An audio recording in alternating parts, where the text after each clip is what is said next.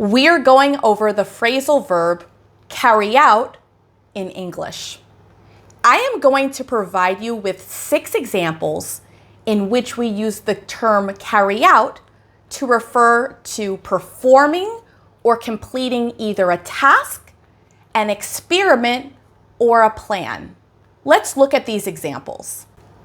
The scientists carried out an experiment to test the new drug. The company plans to carry out a survey to understand customer preferences. The police will carry out an investigation into the robbery. She was asked to carry out the instructions carefully during the training. The contractor is expected to carry out the construction work by next month.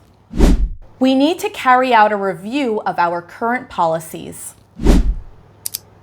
As you can see in these examples, carry out means to perform or complete a task, an experiment, or a plan.